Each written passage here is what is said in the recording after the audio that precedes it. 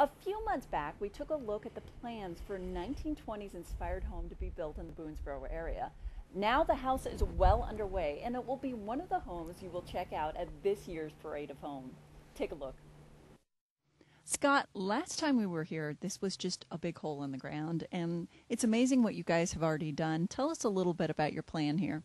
We have been so fortunate since 2003, since we started, to have very nice showcase homes and stuff. But this house in particular, we are very excited about, especially where it's located.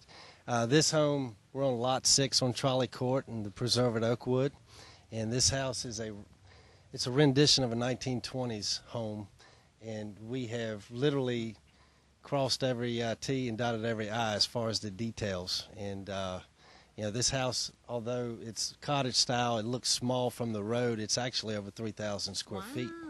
I would never have known that, and it's got so many details in it. I'm going to first talk with the architect, Ron, about the exterior of this. Tell us a little bit about it. All right, Emily. As Scott was mentioning, 1920s is the period that we were trying to replicate. 1920s in Lynchburg was very exciting anyway. They were the third wealthiest city in the United States per capita at that time. Oakwood Country Club had just been completed. Oakwood Boulevard, houses were going up and the streetcars were now going up and down Rivermount Avenue.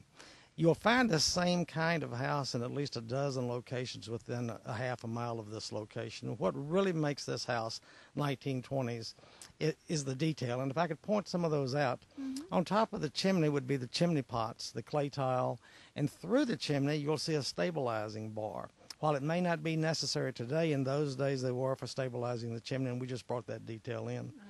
Also the punched louvers for providing attic ventilation. The wood headers and the windows themselves being black, they look a little different today, but in the 1920s that's what you would have seen. The brick has been not painted, but actually the mortar's been spread on it. We're going to come back and pressure wash that more evenly and actually put some drip lines in it to where it looks like this house has sat here for about 50 years. Wow. Additional details that I'd like to touch on would be out at the garage, we've got carriage-style doors that look like they actually open while they do go up. They've got handles on them. There will be exterior stairs to the studio that you would have seen, in the 1920s. And there's a colonnade that leads from the garage and protects the homeowner to the house. So that's just a few of the exterior details that you see now. There's going to end up being a pergola over the front door with Confederate jasmine, draping over the entry too. So. A lot of details, and we're going to go inside because even though it's got this 1920s look, it's modern day as well. Let's go take a look. Now, Jimmy, you're the manager of residential construction. Tell me a little bit about your job and some of the detail in this place. Well, my job is to make sure that not only budgets are met, but details and things like that on the house are carried through and done proper. And tell me a little bit about the work on the porch over here. Well, what we're doing out here is we're kind of going back to the period using a Buckingham slate, which actually comes out of Buckingham, Arvonia, Virginia, and just kind of going back to the period on the roof also. Very nice. And I understand you guys are going to have a kind of garden area out here as well? Yes, ma'am. That's nice. Now, Scott, tell me a little bit about the interior work. There's so much detail in here. A lot of detail in this house. Going back to what Jimmy and Ron were saying earlier, this house is all about the details.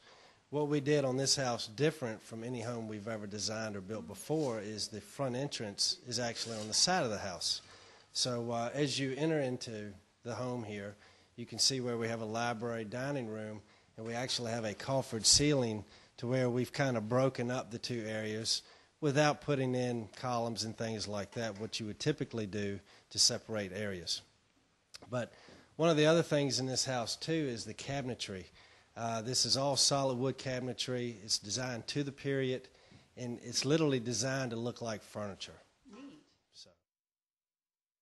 And after the break, we continue our tour and take a look at a walk-in closet that would bring some of us ladies to tears of happiness. We'll be right back.